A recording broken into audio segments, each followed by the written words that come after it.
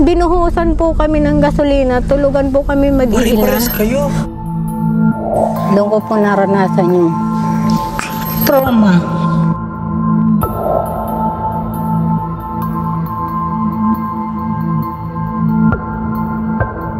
Naranasan ko doon.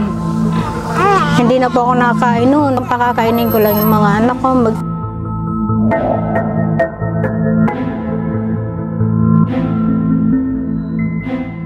Hindi ko na po namalaya na sa mga tatakot ko. Hindi ko na po napansin na yung mga anak ko. Kailangan pala ng pagmamahal na hindi ko na ibigay. Sa pangalawang pagkakataon ay naisipan namin na muling bisitahin ang minsan na nating na-vlog na magkapatid na si Ash at si Kat. Dahil nga sa pangalawang pagkakataon na ito ay gusto ko ring makausap ang kanilang ina. The sky goes dark and you feel the wind. Too much weight just holds you down, waiting for the calm to come around. And you harbor all your tears, your disbeliefs and fears. You will rise above, know that you are strong, though the road is long. There is always love to carry you home.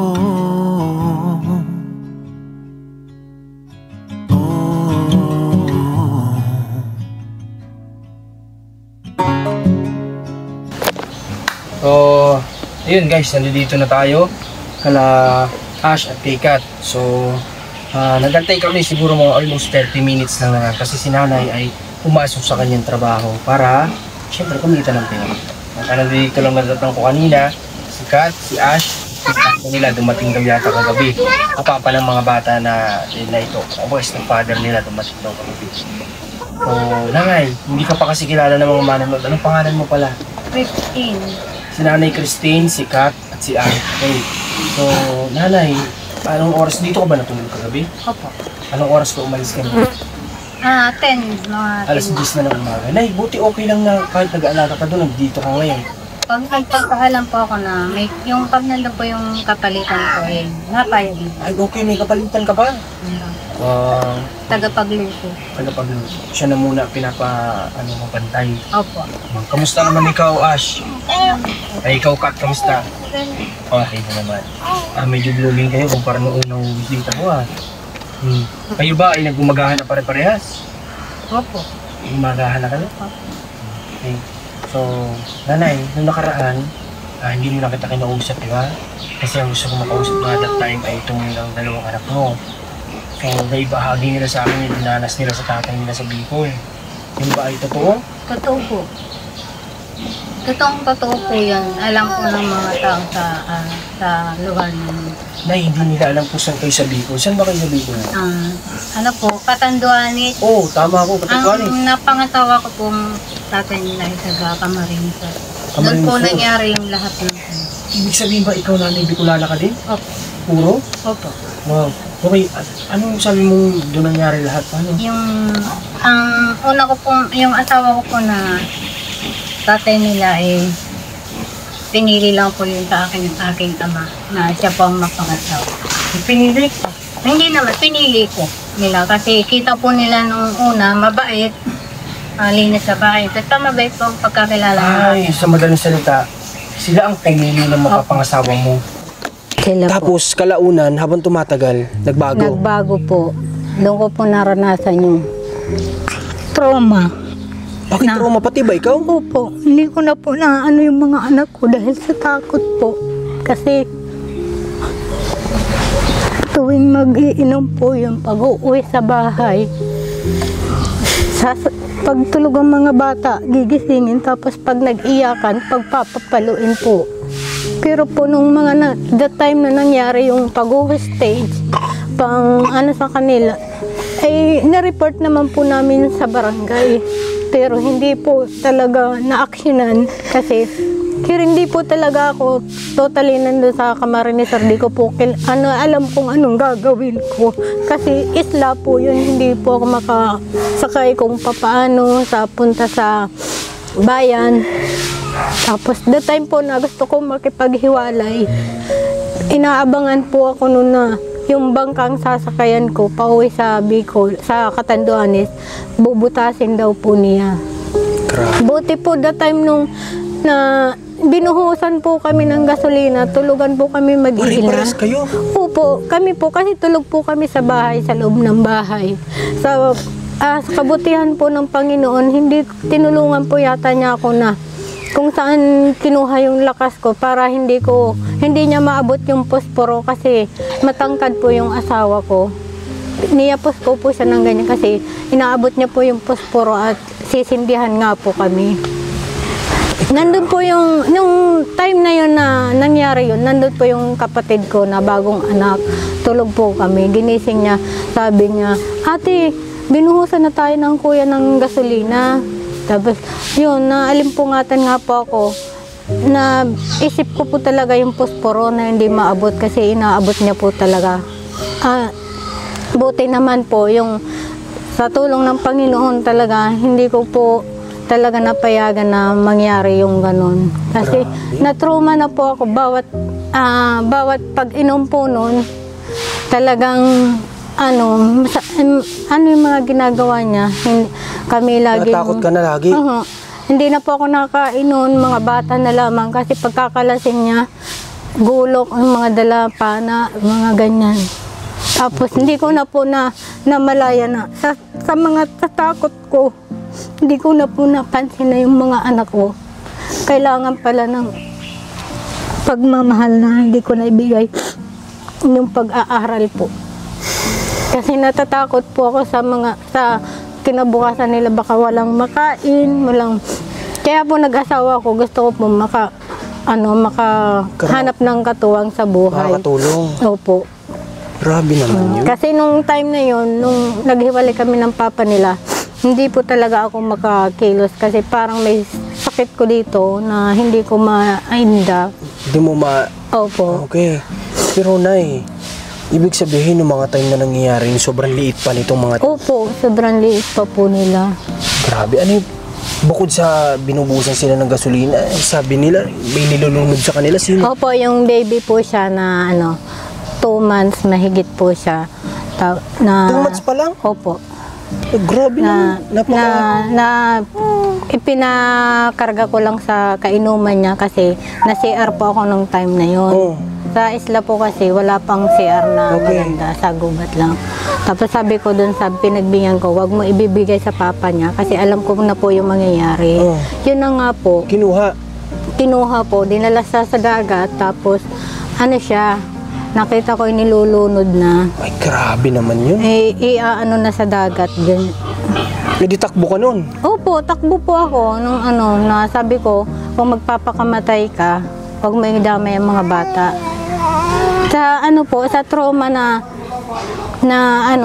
naranasan ko doon. Hindi na po ako nakain noon, basta ang alam ko lang sa naranasan ko noon.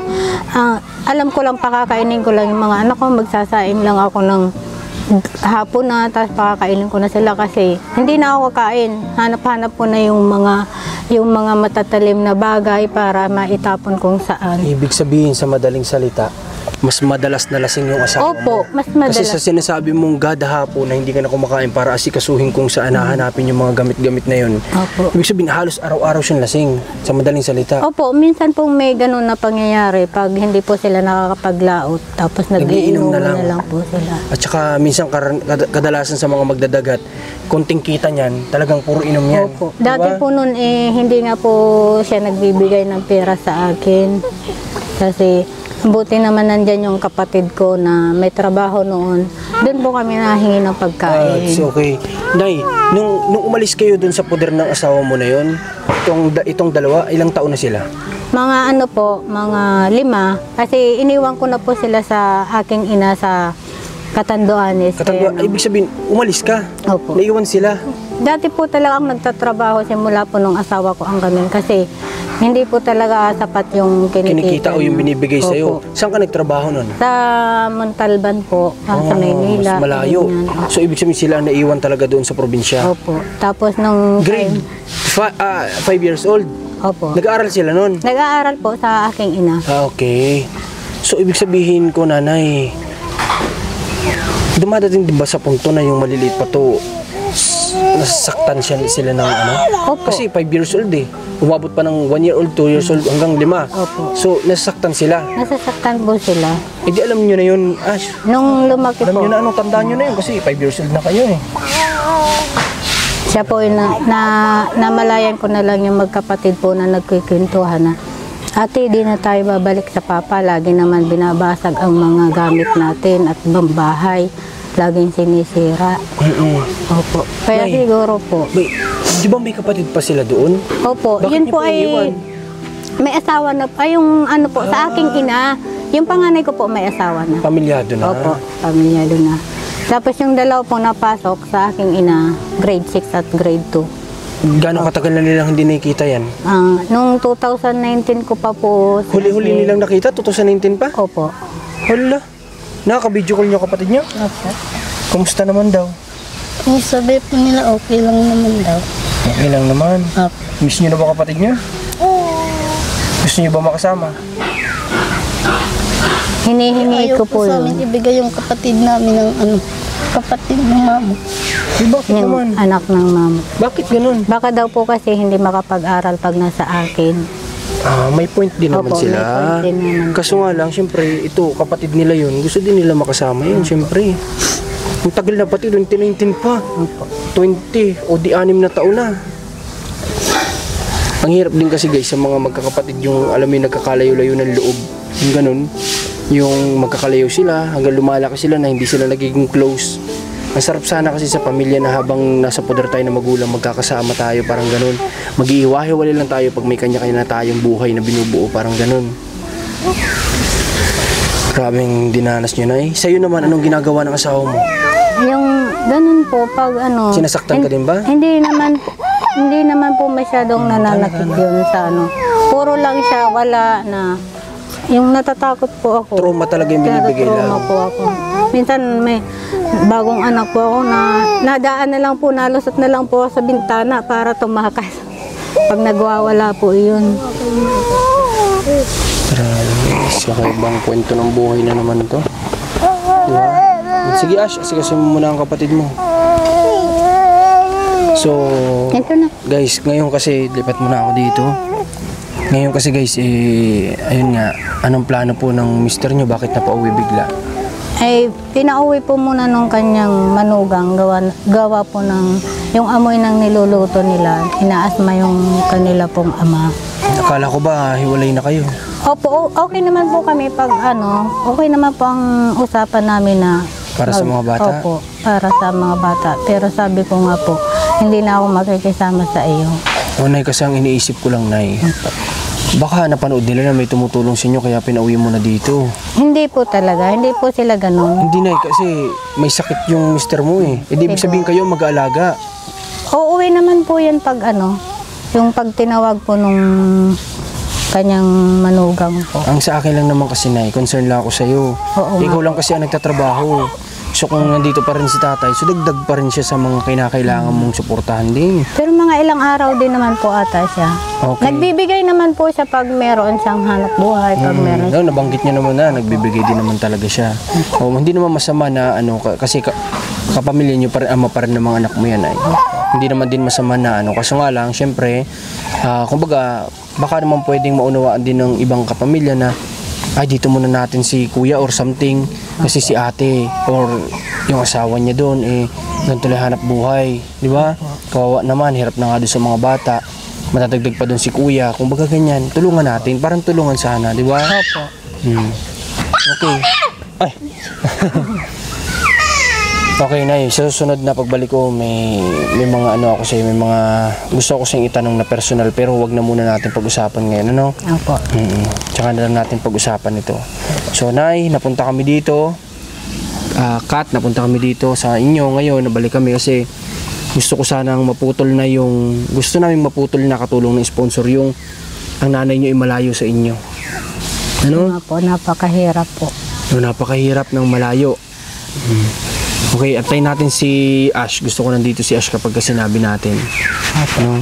So, guys, kasi ang hirap din na si nanay po ay, alam yun, na hindi rin panatag yung loob niya na every time na matutulog siya doon sa pinagtatrabaho niya, tapos yung mga anak niyang babae nandito. Opo. Alam ko hindi buo yung hindi panatag yung loob ni nanay. Buti nga nakakatulog ka doon eh. Hindi po, lagi po akong balais na iniisip ko nga po mga bata. Kaya minsan po, pagkagising ko yung mata ko masakit. Hindi po kasi makatulog. Hindi ko po talaga maiwasan na hindi siya namimiss ko po lagi sila eh. Gawa lang po ng trabaho kaya kinakaya po. Grabe. Yan ang ina, yan ang magulang. Ay, nalalaman ko na minsan ang inuulam nila Opo. asin, ganyan, mantika. Tama po yun. Anong Nag-uulam po. pakaramdam bilang ina na makikita mo yung mga anak mo ganun, lalo may maliliit ka? Hindi ko po pinapakita sa kanila. Pero naiyak po ako. Sabi ko na, pag may pera ako, babawi ako sa inyo. Sakit nan guys, bilang ina. Makita mo anak mo na ganun kinakain nila, inuulam nila, masakit sa magulang yun. Pero minsan wala kasi tayong magawa kasi kapos at kapos yung kinikita natin kahit anong kayod natin. Di ba? Kahit hindi na nga tayo matulog, kung pwede lang yung gabi gawin nating araw para lang makapagtrabaho. Pero wala kulang pa din kasi talaga minsan. Ginawa ko na po dati yung gabi at araw nagtatrabaho po ako. Pero kulang at kulang pa rin. Kulang pa po. Tingnan nyo. Diba? Okay, tawag na. Ash, halika Ash. Sama mo na lang yung kapatid mo. Ash, halika. Halika dito. Mabigat sa dibdib to guys. Yung nakakita kasi kapag nakakita kami ng mga gantong sitwasyon. Mabigat sa dibdib. Tana, huwag naiyak. Tana. Baby, baby. Ano? Gwapo-gwapo mo pa naman. Baby ko ah. Ang gwapo naman. Gwapo-gwapo mo pa naman eh. Halika Ash, tabi ka dito sa mama mo. Huwag iiyak ha, huwag iiyak. Ang haba pala ng buhok mo. Ay, kala ko buhok mo, kaya ate Ash mo pala. So, Ash, na isang rason namin kaya kami nagpunta dito. Nagkakanta. Palaroan. Kumakanta yung bata. Palaruan mo, bigyan mo ng laruan. Tana, yan. Baka hindi niyo po ito pinadidi na. Ibigay mo muna sa papa para sige, padidihin. sige. Dali. May didi ba yan? Sige, si ano na lang. Sige, si Ash na lang tsaka si mama niya. Okay. So, Ash, napunta kami dito kasi gusto naming matapos na din yung sakripisyo ng pamilya nyo na magkalayo kayo ng mama mo. No? Ikaw ba tatanungin ko, gusto mo ba nandito yung mama mo? Ha? Opo. Gusto mo ba makapag-aral? Gusto mo? Di ba? Pwede kasi sila mag-ALS, guys. Na hindi na sila magtutungtong kung saan yung dapat pa lang sila. Kasi grade 5 pa lang dapat sila eh. So pwede sila mag-ALS kasi medyo may edad na sila. So, Nanay Ash, ganito. Meron kaming sponsor din. May mabuti tayong loob na kababayan. Tutulungan po namin kayo na magkaroon ng negosyo. Ha, Nay? Ikaw po ba nakaranas ka bang magnegosyo? Hindi pa po. Hindi pa. Pero sa tingin mo ba dito sa location ninyo, anong kaya mong i-negosyo? Ano lang po dito ay tindahan. Tindahan. Kaso nga lang Nay, sa tindahan minsan kasi hindi natin maiwasan na magamit natin yung mga paninda natin. Tapos yung utang, hindi natin maiwasan kasi lalo na kapag nahihiya din tayong hindi pa utangin. O maabala kasi yung pera nyo doon. Ano pa bang iba? Ganito na lang. Bibigyan ko kayo ng pagkakataon para makapag-isipan. Ha? May school dito. Pwede kayong pumesto doon. Gada hapon. May mga tinda, ganyan. Kung susubukan natin kung pwede yun. Ha? Opo. Pero magtanong-tanong kayo kung ano yung pwede nyo maging negosyo. Kasi bibigyan po namin kayo, tutulungan namin kayo na magkaroon ng pang negosyo. Para na nandito ka na at itong mga anak mo magkaroon ng pagkakataon na makapag-aral. Opo. Tama ba yun, Nay? Maraming salamat po, sir. Wala pong ano man, Nay. Kasi gusto namin mabago yung buhay ninyo. You know? Kasi niniwala ka ba, pinadala kami dito ni God kasi nakikita niya na yung sakripisyo mo. Opo. Naniniwala po ako na sa kabutihan ng Panginoon ay siya po ang nagtalaga ng lahat ng ito. Tama. Kasi sa mga hindi nakakalam si nanay ngayon ay medyo ano na din siya, active na rin siya sa church nila, di ba? na inaamin naman ni nanay dati na siya ay nagkaroon din ng libangan like sugal. Pero lahat yan tinanggal niya mula nung nakilala niya si God. Tama ba ako, Nay? Opo. Di ba? Laki ng nagagawa ni God. Di ba? Binabago niya si ate. Kaya nung nakita niya nagbago si ate, nagpadala siya ng kagaya natin dito para matulungan. Ito po yung panalangin ko sa Panginoon. Sinagot niya na po. Wow. Grabe galing naman. Tingnan nyo. Kaya ano na tayo kahit hindi natin nakikita. Kasi may kasabihan na to see is to believe. Pero ito, hindi natin nakikita yung God, pero nakikita natin yung ginagawa niya. Di ba? So, kaya maniwala tayo. Anong gusto niyo sabihin? Wala pa man, pero kailangan magpasalamat na tayo. Anong gusto niyo sabihin sa sponsor din na gusto sa ating tumulong? Sa mga Salamat, Jen. nag-sponsor po sa amin at sa mga tao pong nanood ng mga video namin. Maraming salamat po sa inyo. At kahit anong tulong man po ang maiabot ninyo ay tatanggapin po namin ng maluwag sa puso po. Maraming salamat po sa inyo. Ayun yung sarap pakinggan, guys. Yun yung gustong-gusto kong marinig. Kahit anong tulong, maluwag namin tatanggapin dahil yan ay biyaya. Blessing yan. Hindi dapat tinatanggihan yan. Di ba? Okay, so sa ngayon, gusto ko muna kayong abutan ng pandagdag ninyo. May pera pa kami dito ay alam ko. Ito. Wait lang ah. Nay, buka mo palad mo. Isa. Dalawa. Dagdag mo muna to dyan ha. Tatlo. Yan, Thank you gamitin mo muna para sa ngayon ay may dagdag kayo sa pang-allowance niyo dito sa bahay ha. Opo, maraming salamat po sa mga Welcome po, nanay. Okay. Yung bigas na nagamit nyo ba? Halika ka, tupo ka dito. Opo. Nagamit nyo ba yung bigas? Okay naman? Okay. Groceries, nakakatulong naman? Opo, napakalaking tulong po. Salamat naman kung ganun. Nak, bunso, oh, baby. Mapunit. Baby. Sayang. Dapat hindi Pinagkakatiwalaan ko po ng pera si... Siya? Siya po ang pinagkakatiwalaan. Wow. Si Ash pala nag-handle ng pera. Matipid po siya. Marunong mag-handle. Alam niya po kung ano, hindi po, yung mga binigay niyo nga pong mga tinapay, hindi po siya nakain dahil para daw lang po sa mga kapatid. Mali, Ash. Okay. So, sige. Sige na, pwede ka na po muna para maalagaan mo siya. Iwan niyo muna kami dito nilakat. Sige, punta na muna doon. Dito ka, Kat. Sige. Ash, dyan mo lang. Tanda ko na yung pangalan nyo, di na makakalimutin mo yan. Yung lang po, nakalimutan namin. Sila? So, si Kuya Luke, tsaka si Kuya JM. Tandaan nyo na ha. Look ng GM.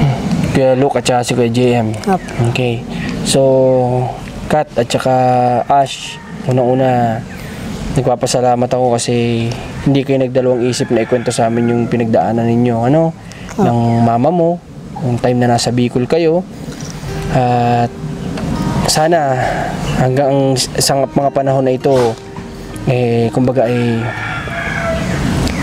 hindi na ganoon ka sa inyo yung mga nangyari sa Bicol, Pilitin nating makalimutan na yun, Hanggat maaari, ito na yung huling pag-uusap natin about doon, Kasi syempre, inopen natin yun kasi kailangan nating malaman kung ano yung naging karanasan nila sa buhay na masalimuot, di ba?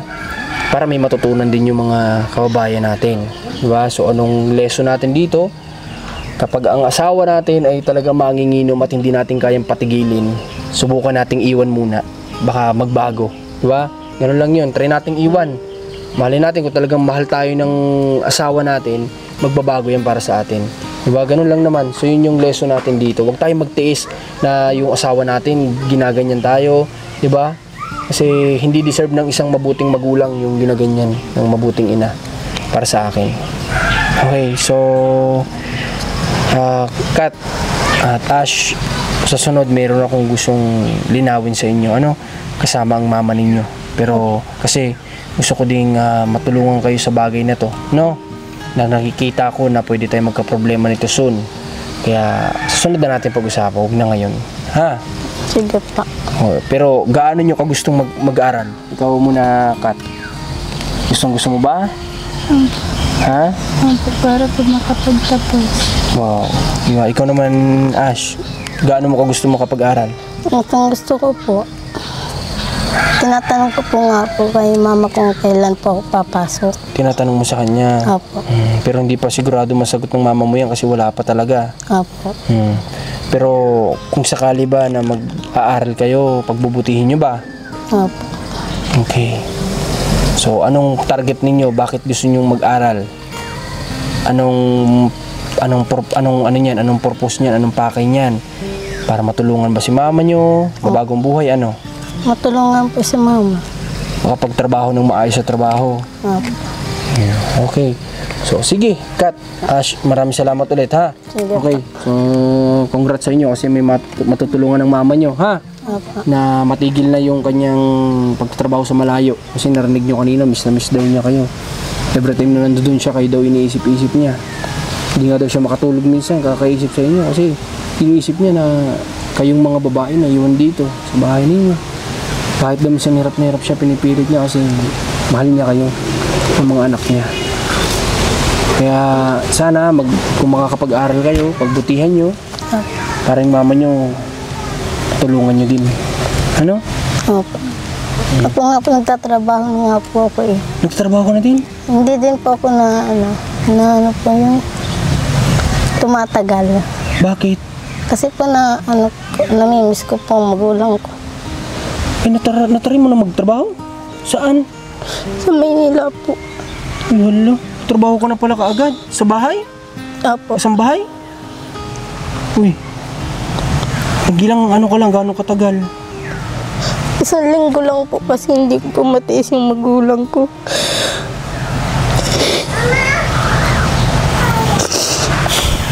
So, ang naiwanan dito si Kat lang. Opo, yung mga kapatid ko po. Grabe naman yun.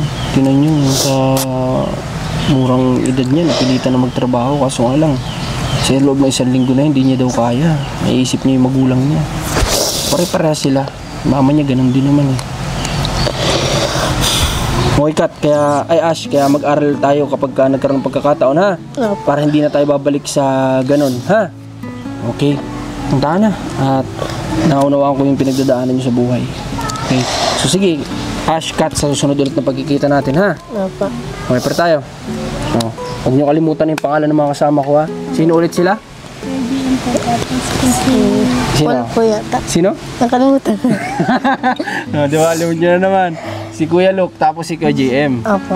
Para pag pupunta kami dito, o kaya mamaya makasalubong nyo sila. Namamalimos sa kalsada, di makikilala nyo. Si Kuya Luke yun, yung dati nagka-camera kay Marcos, ha. Ngayon, naging ganito na. Joke lang. Siyempre hindi mangyayari yun. Kasi pare-paras kami nagsusumikap din sa buhay, ano? Opo. Okay, so sige. Kita ko sa tayo susunod, ha. Kami may lakad pa kay Ate Ninya, hearing niya ngayon. Okay guys, so abangan nyo yung hearing ni Ate Ninya na magaganap ngayong araw din mismo. Di ko alam kung aabot pa kami, oh. So, kita kasi lang tayo at maraming salamat sa pagsuporta. Salamat sa cameraman na masisipag JM at kay Luke. Sa Team Marcos, supportan nyo Commander ni Marcos, mga personal vlog namin doon. At sa mga willing pa pumapabot ng tulong para sa kanila, wala silang sariling tahanan, nangungupahan lang. So, open po ang donation para sa kanila. Mag-message lang kayo sa Marcos TV channel. Nasa description natin yan sa baba. I-click nyo lang yung page yan. Direct ang pupunta yan sa ating page. Basta mag-ingat lang si scammer. Pero matik naman yan. Yung link dyan sa description sa baba ng videos na to, yan yung channel natin. Direct tayo dyan. Pwede kang mag-message directly dyan. O kaya kay Commander Marcos, kay Elmo Vlog, nandyan din. So, yun. Maraming salamat. Ingat po. Pagpalain nawa kayo ng Panginoon lahat. At sa gustong tumulong sa atin para sa kanila, salamat po. Ingat po kayo.